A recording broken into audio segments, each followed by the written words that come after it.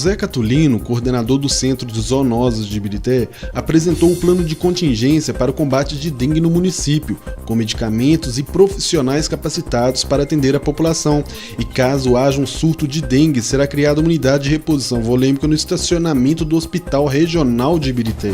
Falou também da importância do trabalho de divulgação no município e que, devido à falta de muitos moradores não terem acesso à internet, o meio de divulgação é feito com carro de som e com cartazes em postos de saúde e também com as associações de bairro. Quanto ao plano de ação, ele falou que hoje o município possui mais de 70 agentes para o controle de endemias, mas a grande preocupação é que o município não tem condições de manter a folha de pagamento desses agentes, bem como as despesas com materiais gráficos e manutenção de veículos. Falou que em Ibirité a taxa de dengue é menor que os demais municípios e que essa epidemia vem de pessoas que saem para trabalhar fora de Ibirité. A nossa taxa de incidência da doença, ela é a menor taxa de incidência da doença de todos os municípios da região metropolitana, certo?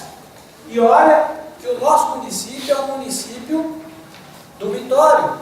As pessoas trabalham mais, a grande maioria da minha população economicamente ativa trabalha fora do nosso município. Então, geralmente, as epidemias que começam aqui, começam na população economicamente ativa, ou seja, começa no trabalhador. Então, se você pegar lá com faixa etária, eu divido a faixa etária, a gente tem a faixa etária. Se eu pegar a faixa etária, começa com 25 anos a 30, 40, 49 anos, o meu pessoal está adoecendo. Depois começa criança e idoso. Quando começa a ter casos de criança, de pessoa idosa, eu falo assim, opa, está tendo transmissão. Né? Está tendo transmissão. Porque a criança não pode sair do município, e muito menos o idoso. Houve alguns questionamentos de alguns participantes do plenário. O fato que você falou que a maioria do Ibirité sai para trabalhar fora e traz dentro de lá, eu não concordo muito não. Não concordo muito não, porque se você andar em Ibirité, você vai ver muito lixo esparramado. Então, onde tem lixo esparramado, tem dengue. Onde tem uma casca de ovo, tem um mosquito da dengue. Então, eu não concordo não. Até porque os lixeiros, quando eles pegam o lixo e a sacola arrebentou, o que ficou para trás, ficou, meu amigo. O pessoal só pega e encosta para o meio do meio e acabou. O plano de contingência apresentado pelo coordenador das zoonoses foi aprovado com 19 votos nessa reunião. Após a aprovação do plano de contingência, foi lida a ata da última reunião do dia 18 de novembro, o que gerou uma grande manifestação dos conselheiros quanto à falta de comunicação e também de alguns documentos necessários para dar prosseguimento à aprovação. Pela questão de tempo que o gestor colocou para votação, foi definido que nós iríamos abrir mão dos prazos de 10 dias regimental, né, que também está na Lei 453, na Resolução 453, que a gente estaria abrindo mão desse tempo, mas que após a reunião, a discussão das câmaras técnicas de controle e avaliação, que foi feita no dia 17 ou 18? Que foi na quarta-feira, dia 18, esse documento estaria na mão dos conselheiros com pelo menos 3 dias de antecedência. Acabou a reunião, a ata não foi redigida naquele momento, o doutor Geraldo foi quem redigiu a ata, que foi passada hoje para vocês. Ele ficou de encaminhar para os conselheiros presentes dessas câmaras técnicas para a nossa avaliação, para depois ser entregue para vocês. Isso não foi feito, como também não foi entregue com prazo de 3 dias.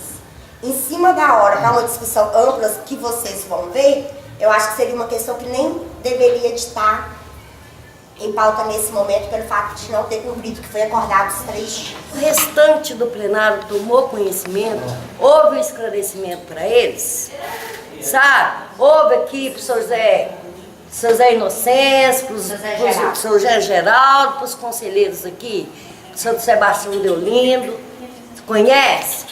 Então eu acho que o plenário do Conselho, da mesma maneira que a Câmara Técnica tomou conhecimento, o plenário do Conselho também teria que tomar conhecimento. A conselheira Leda Magalhães falou que a presidente do Conselho não tem conhecimento técnico necessário e apenas tem a função de dirigir a reunião, o que gerou uma certa discussão entre os presentes.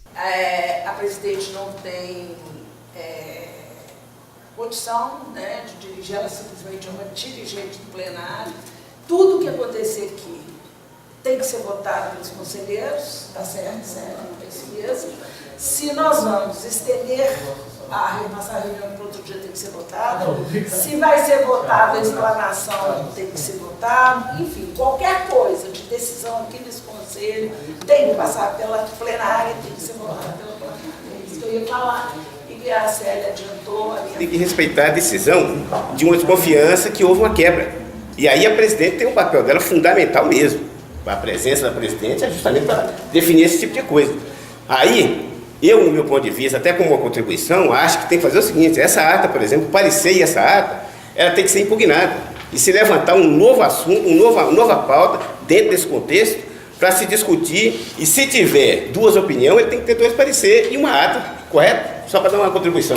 Um tema tão importante como a assistência farmacêutica, o Conselho não pode permitir que chegue à pauta pelo menos 10 dias. Vou dizer por quê. Nós estamos comprovando vários conselhos em Minas Gerais, em Betim um deles, a gente entrou no Ministério por conta da Prefeitura, porque o Conselho tomou uma decisão intempestiva, com menos de 10 dias para analisar um problema complexo, e aí nós estamos no ano com liminar. Então o que pode acontecer? Vocês podem decidir o que vocês quiserem na reunião, porque o Conselho é soberano para isso, mas ele não pode infringir normas legais, como é a Resolução 453 do Conselho Nacional de Saúde. Por quê? Porque um tema de assistência farmacêutica, os técnicos da Secretaria podem falar muito bem sobre tudo sobre assistência farmacêutica, mas a população, os conselheiros municipais têm que saber do que se trata, do risco que corre e da responsabilidade que tem de tomar uma decisão. Se o Estado der um prazo, cabe ao município pedir dilatação do prazo. O Estado tem que entender e compreender a realidade de cada município. O que não pode é vocês todos aqui reunidos tomar uma decisão que mais na frente prejudique a população e pior ainda a gestão.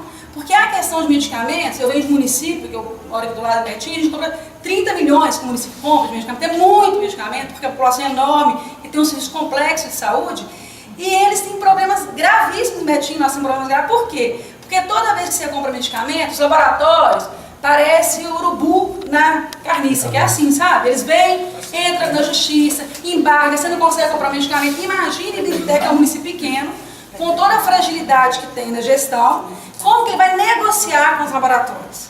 Então, eu penso que eu queria falar antes por isso, porque toda decisão que o Conselho toma, ele não toma para ele toma para a população. Então, tem que ser uma decisão bem tomada, bem embasada, bem discutida. A polêmica talvez se dê no processo, não no mérito da questão. Às vezes é o processo de não discussão, né, de não esclarecimento, trazer mais as pessoas da assistência farmacêutica, ver se é isso mesmo, porque a decisão que o Conselho tomar é que vai afetar a vida do cidadão. O Conselho não representa ele mesmo, representa uma sociedade.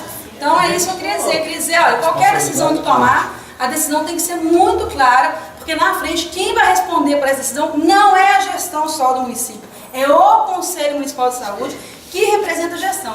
E outra, porque não cumpre o prazo, qualquer cidadão pode entrar na justiça e alegar o não cumprimento de prazo e derrubar uma decisão do Conselho. E pior, colocar o Conselho em xeque-mate, porque não cumpriu o dever dele de representar de fato a população e cumprir o regimento e cumprir as legislações que tem. Célia falou que é necessário a aprovação da pauta com uma certa urgência devido ao prazo. Mesmo assim, houve a suspensão da apreciação da mudança da pactuação de financiamento da assistência farmacêutica por 19 votos.